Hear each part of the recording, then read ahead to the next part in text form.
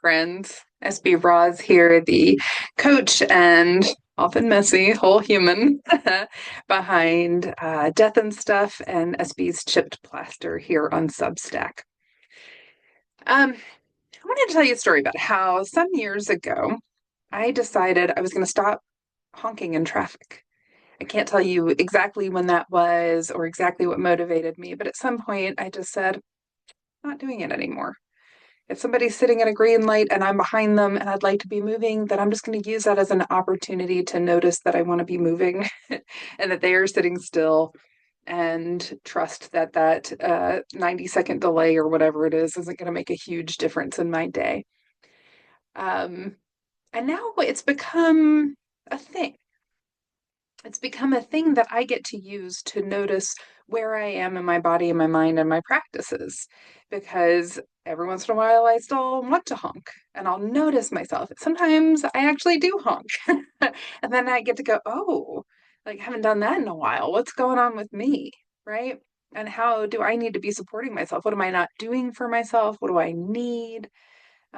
What haven't I been practicing? What have I been inadvertently practicing that's leading me to honk in this moment instead of honoring my intention to not honk? Now, this might seem like a little thing, but I'm here today to advocate for it as something that you do if it's not something that you have already started.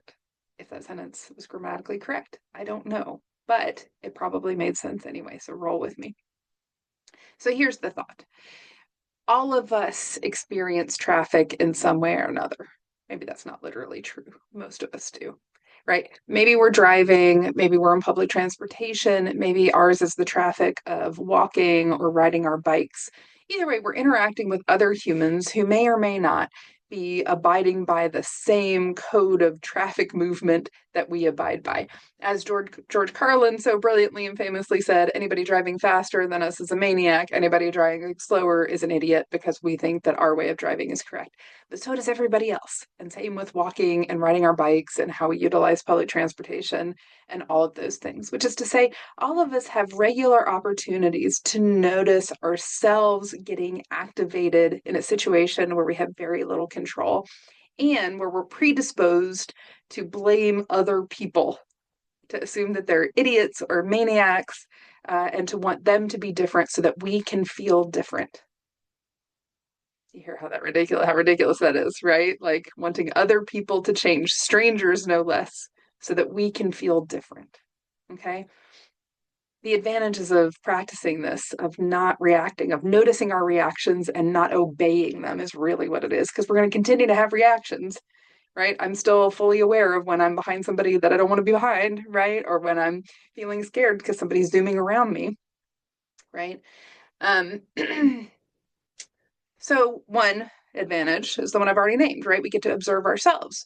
We get to notice where we're slipping into old habitual patterns, where we might need some more self-care or our own self-nurturing. This is really good stuff, right? Where we might need to lean into a friend or ask for some support.